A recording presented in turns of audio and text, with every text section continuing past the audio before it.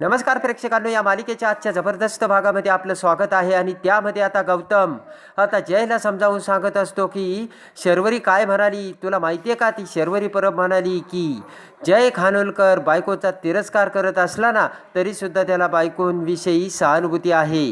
आणि जरी त्याला बायका पटत नसतील तरी त्याला बायकोच्या चारित्र्याचा विचार करता येतो. आणि गौतम म्हणतो की शर्वरी म्हणाली की त्याला त्यांच्या बायकांच्या मर्यादा माहिती आहेत. आणि इकडे आता गौतम म्हणतो की जय खानोलकर, तू एका अशा मुलीची पनिशमेंट त्या मुलीला नाही देऊ शकत की ज्या मुलीने तुझ्या बाजूने स्टँड घेऊन पोलीस स्टेशनमध्ये तुला सोडवलं. आणि लगेच आता गौतम म्हणतो की या वेळेला तू चुकलास जय खानोलकर. आणि लगेच आता जयला गौतमचे बोलणे आठवते. आणि आपण शर्वरीला हाताला धरून कसं कंपनीच्या गेटच्या बाहेर काढलं होतं हे आता जयला आठवतं. आणि ताडकन उठून उभा राहत जय आता डोक्याला हात लावतो. इकडे आता शर्वरी ही आता स्वामींच्या फोटोसमोर येते आणि म्हणते की स्वामी तुमची शिकवण आहे, चांगलं वागावं, चांगलं राहावं आणि चांगलं बोलावं. आणि लगेच आता शर्वरी म्हणते की मी सुद्धा तेच केलं स्वामी, पण आपण काही लोकांच्या मनातील समज नाही पुसू शकत आणि काही लोकांचा स्वभाव आपण नाही बदलू शकत. आणि शर्वरी म्हणते की आज जयने जे काही केलं त्या गोष्टीचा मला राग आला नाही तर त्याचं वाईट वाटलं. आणि शर्वरी म्हणते की म्हणूनच त्याची मला खरी दया आली. तो किती जरी स्ट्रॉंग दिसत असला तरी तो खूप इमोशनल आहे. आणि लगेच आता शर्वरी म्हणते की तो माणूस आहे दुखावला गेलाय आणि तो हताश होऊन निराश सुद्धा झालाय. आणि शर्वरी हात जोडून आता स्वामींना म्हणते की प्लीज मी तुम्हाला रिक्वेस्ट करते की त्याच्या मनाला शांती द्या. आणि लगेच आता शर्वरी म्हणते की तो आता वाईट सिच्युएशनमधून जात आहे तेव्हा त्याच्या मनाला शांती द्या. आणि शर्वरी म्हणते की कायम तू त्याच्या पाठीशी राहा. आणि इकडे आता शर्वरी बसलेली असताना आता जय आपल्याला काय म्हणाला ही शर्वरीला आठवतं. आणि जयने सांगितलेलं असतं की बाई कशी दुसऱ्याला फसवते, कशी दुसऱ्याला लबाड बोलते, स्वार्थीपणाने वागते, हे शर्वरी परब तुम्ही नाही सांगितलं, फक्त तुम्ही बायकांचं कौतुक केलं. आणि लगेच आता जयने सांगितलेलं असतं की बायका ह्या बेभरवशाच्या असतात, त्यासाठी माझ्या कंपनीत एक सुद्धा बाई काम करणार नाही. हे सगळं जयचं बोलणं आता इकडे शर्वरीला आठवतं. आणि तेवढ्यात आता अनु ही शर्वरीला म्हणते की ताई अगं तू जेवली नाही. तर शर्वरी म्हणते मला भूकच नाहीये. आणि इकडे आता शर्वरीचं मन ते जयच्या आठवणीत गेलेलं असतं. इकडे आता सुभाष घराच्या बाहेर येऊन आता विचार करत असतो. तर तेवढ्यात पामा बाहेर येते आणि म्हणते कावो कसला विचार करताय. जयचा विचार करताय ना, त्या जय प्रकरणाचा. आणि बघितलं का ती पोरगी काय करून बसली आणि किती मोठा आरोप लावला तिने. पामा म्हणते अरे देवा, त्या जयच्या मनात आता पोरींविषयी ना अजून राग येणार आहे. आणि घाबरतच पामा म्हणते की जर तो लग्नाला त्याने नकार दिला तर मग आपल्या पोरीचं काय होईल. तेव्हा आता सुभाष म्हणतो की हे बघ तू काही काळजी करू नकोस. सुभाष म्हणतो हे बघ आत्ताच जय त्या प्रकरणातून सुटलाय, जरा वेळ गेला की सगळं काही व्यवस्थित होईल. सुभाष म्हणतो हे बघ सगळ्या गोष्टी घाई करून चालत नाही, थोडा वेळ द्यायला हवा. आणि इकडे आता सुभाष म्हणतो की गौतम मुलगा तसा चांगला आहे पण कायम आई आणि भावाच्या दबावाखाली दबलेला असतो. सुभाष म्हणतो की आता त्याच्या आईने एवढी मोठी अट टाकली, त्यावेळेस तो बोलू शकत होता आणि अट मोडू शकत होता, पण त्यावेळेस तो काहीच बोलला नाही. आणि सुभाष म्हणतो की तो लाडात वाढलेला आहे, जबाबदारी नावाची गोष्ट त्याला माहीत नाहीये. आणि इकडे आता पामा म्हणते की आता मग काय करायचं. आणि लगेच आता सुभाष म्हणतो की बाईबरोबर बोलू आपण. आणि पमा आता आशावरीला बोलावते. आणि तेवढ्यात आता सुभाष आशावरीला म्हणतो की बाई तू गौतमला घरी बोलव. तेव्हा आता घाबरतच आशावरी म्हणते काही झालंय का पप्पा.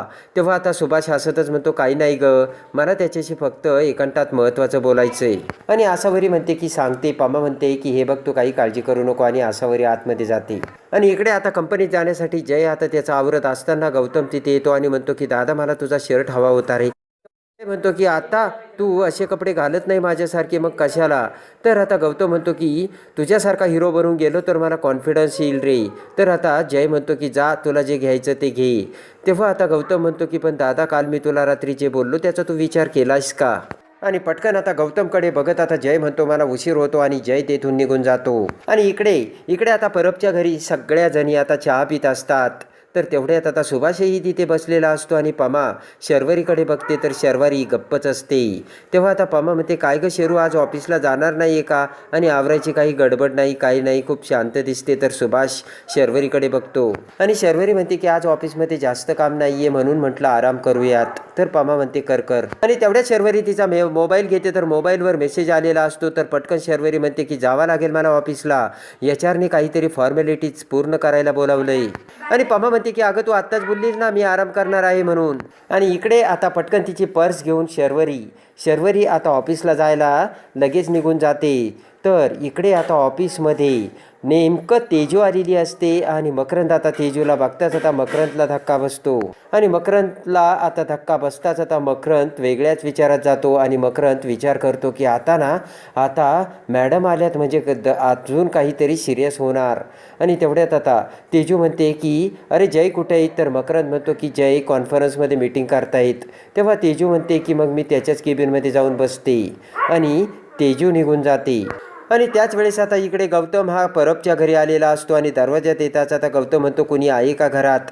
पटकन आसावरी बाहेर येते आणि गौतमला आता एकदम फॉर्मल ड्रेसमध्ये बघताच इकडे आता पटकन सुभाष त्याच्याकडे बघतो आणि म्हणतो की आलास का तू, ये. गौतम आतमध्ये येतो. आसावरी म्हणते मी चहाचं बघते, तर सुभाष म्हणतो थांब. आणि लगेच आता गौतम म्हणतो काकी नाही येत का. सुभाष म्हणतो बाजारात गेली, येईल थोड्या वेळाने, तोपर्यंत आपण गप्पा मारूयात. आणि पटकन आता सुभाष हा किचनमध्ये येऊन चहा करायला लागतो आणि गौतमही येतो. तर सुभाष म्हणतो काय करतोयस, तर लगेच गौतम म्हणतो मी गिटार ना खूप छान वाजवतो. आणि लगेच आता सुभाष म्हणतो की अरे तो तर छंद झालाय, पण काम काय करतोस. गौतम म्हणतो की दादा आणि आईचा बिझनेस आहे ना. तर सुभाष म्हणतो तो सांभाळतो का, तर गौतम म्हणतो नाही. खिडकीतून आसावरी आता ते सगळं बघत असते आणि इकडे आता सुभाष म्हणतो की हे बघ, अरे ते सगळं ठीक आहे, पण लग्न झाल्यानंतर तुला आणि बाईला लग्न करायचं, माझं त्याबद्दल काही म्हणणं नाही, पण लग्न झाल्यानंतर आता बायकोसाठी तुला काहीतरी कामधाम करावं लागेल ना. आणि लग्न झाल्यानंतर लोक विचारतील ना मुलगा काय करतो म्हणून, मग आम्ही हेच सांगायचं का गिटार छान वाजवतो म्हणून. आणि तेवढ्यात आता गौतम त्याच्या पिशवीतून आता मिठाईचा बॉक्स काढतो आणि तो सुभाषला देऊ लागतो. तर सुभाष म्हणतो की हे कोणाकडून आणलं, तर गौतम म्हणतो पॉकेट मनी आहे ना. तर आता सुभाष म्हणतो मी ना तुला स्पष्टच बोलतो. तेवढ्यात पमा तिथे येते, तर आसावरी पमाला गप्प करत खिडकीतून आता गौतम आल्याचे दाखवते. आणि इकडे आता सुभाष म्हणतो की तुमचं घराणं मोठं आहे, माणसं मोठी आहेत, पण तशी वेळ यायला नको. पण जर समजा वेळ आलीच आणि तसं झालंच आणि असं व्हायला नको, पण जर झालंच तर तुझ्याकडे असं काय आहे की जेणेकरून तू माझ्या मुलीची जबाबदारी घेशील. आणि सुभाष म्हणतो दुसऱ्याच्या पॉकेट मनीवर तू संसार करणार आहेस का. आणि इकडे आता सुभाष म्हणतो हे बघ मी कंडक्टर आहे, मी कंडक्टरचं काम करतो, माझी बायको केटरिंगचा व्यवसाय छान करते. आणि आता सुभाष म्हणतो की हे बघ आम्ही दोघे काम करतो, त्यामुळे आम्ही आमच्या घरचा आणि आमचं घर सांभाळू शकतो. आणि इकडे आता सुभाष म्हणतो की तुझा खर्च भागवण्यासाठी तू आई आणि भावाला विचारतो आणि भावाकडून घेतो, मग तुझ्या बायकोने सुद्धा तेच करायचं का. तर गौतमला आता सुभाषचं म्हणणं पटतं आणि लगेच आता सुभाष गौतमला चहा देतो आणि म्हणतो की गौतम तू वाईट वाटून घेऊ नकोस, पण एक बाप म्हणून मला ना मुलांची काळजी वाटते, म्हणून मी तुला ते बोलतो. आणि सुभाष म्हणतो की जावयाने स्वतःच्या हिमतीवर संसार करावा आणि पोरीची हौसमौस करावी. आणि आडाने अशिक्षित मुलं स्वतःची पोटं भरतात. तुला कदाचित हे खटकलं असेल, पण मी स्पष्ट बोललोय आणि खरं बोललोय गौतम. सुभाष म्हणतो पटतंय ना. तर गौतम म्हणतो पटतंय, कारण आजपर्यंत मला कुणी असं बोललंच नाही आणि त्याचा मी विचारच केला नाही. आणि आता गौतम म्हणतो की बरं झालं तुम्ही मला सांगितलं आणि त्याचं मला रिअलायझेशन सुद्धा झालंय. आणि इकडे आता सुभाष म्हणतो की आई वडील आपल्या पोटच्या गोळ्याला काळजावर दगड ठेवून तिचं लग्न करून देतात, पण त्याच वेळेस आता त्यांना असं वाटतं की आपल्यापेक्षा नवऱ्याने आपल्या मुलीला जास्त जपावं आणि कदाचित मला सुद्धा हेच वाटतं, म्हणून मी तुला हे सांगतो. आणि सुभाष म्हणतो की तू स्वतःच्या जीवावर मला पैसे कमवून दाखव, मी हसत हसत तुमचं लग्न लावून देईन. आता खुश होऊन गौतम आता सुभाषला म्हणतो चालेल. तर आता सुभाष म्हणतो की दुसरी गोष्ट, आणि ती म्हणजे तुझ्या आईची अट. आणि सुभाष म्हणतो की दुसरी तुझ्या तेजस्विनी ताईची अट, आणि ती अट चुकीची नाही आहे, पण असं आमच्या पुरीला आम्ही किती दिवस या विश्वासावर ठेवणार आणि असं किती दिवस ताटकळत बसून राहायचं. तेव्हा या सगळ्या गोष्टी विचारात घ्यायला पाहिजे आणि तेव्हा तुझी या आईला ही अट तू मोडायला सांग. लगेच आता सुभाष म्हणतो की जर तुला माझ्या पोरीशी लग्न करायचं असेल तर स्वतःला सिद्ध करून दाखव. आणि इकडे आता सगळ्या कंपनीतील मुली पुन्हा चहाच्या टपरीवर आलेल्या असतात. तर तेवढ्याच शर्वरी तिथे येते आणि म्हणते की अगं तुम्ही इथे अशा का उभा. तेव्हा त्या मुली म्हणतात की तू नसताना आम्ही कसे वर जाणार आहोत, आमची नाही हिंमत. आणि दुसरी मुलगी म्हणते की हमारे लीडर बन के तू चल. आणि लगेच आता शर्वरी म्हणते की चला, आणि सगळ्या एम्प्लॉईला घेऊन शर्वरी पुन्हा कंपनीत येते. आणि इकडे आता तेजस्विनी जयच्या ऑफिसमध्ये येऊन आता कुलकर्णी HR ला बोलावते आणि म्हणते की हे बघा आता ना आपल्याला खूप रिक्रुटमेंट करावे लागणार आहे आणि अगोदर मी काही रिझ्यूम बोलावले होते ते सगळं बघावं लागेल आणि खूप जागा खाली झाल्यात, पुन्हा भराव्या लागतील. आणि लगेच तेजू म्हणते की ती सगळी लिस्ट लिस्ट तुम्ही मला मेल करा. आणि लगेच आता इकडे तेजू म्हणते की नाही तर फिजिकली मला ती लिस्ट आणून द्या. जयवर खूप जबाबदारी आहे, त्याची काही जबाबदारी मी हलकी करते. आणि कुलकर्णी म्हणतो की मॅडम 2च मिनिटात घेऊन येतो. आणि कुलकर्णी लिस्ट आणायला जातो. आणि कुलकर्णी जाता जाता जयच्या खुर्चीकडे बघत आता इकडे तेजू म्हणतो की हे बरं झालं, शर्वरी परब गेली आणि सुंटी वाचून खोकला गेला. आणि त्या शर्वरी परबचा दी एंड झाला. आणि आता त्यानंतर आता शर्वरी त्या एम्प्लॉईला तिथे घेऊन येताच इकडे आता तेजूने दुसरी रिक्रुटमेंट करायचं सांगितलेलं असतं. पण आता जय तेजूच्या नाकावर टिचून पुन्हा शर्वरी सगळ्यांना कसं आता कंपनीमध्ये घेतो. शर्वरीला आता कामावर घेताच आता शर्वरीला खूप आनंद झालेला असतो. आणि तेजूच्या नाकावर टिचून आता जयने शर्वरीला कामावर घेताच जय आणि शर्वरी दोघेही आता मंदिरात येतात. तर लगेच आता तिथेल एक पुजारी शर्वरीला गुलाबाचे फूल देतो. आणि एक आजीसुद्धा म्हणते की नवरा बायकोची जोडी सुखाने राहो. तर लगेच तो पुजारी म्हणतो की अगं ते नवरा बायको नाही आहेत. तेव्हा आता लगेच शर्वरी म्हणते की यांचं लग्न होणं खूप अवघड आहे.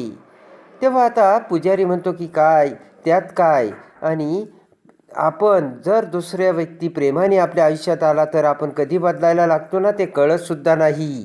आणि शर्वरी म्हणते की जर 5 वस्त्र बदलले तर यांच्यामध्ये काहीतरी बदल होऊ शकतो. आणि लगेच आता ते गुलाबाचे फूल घेऊन शर्वरी जयला देते. तर जय शर्वरीच्या प्रेमात पडतो.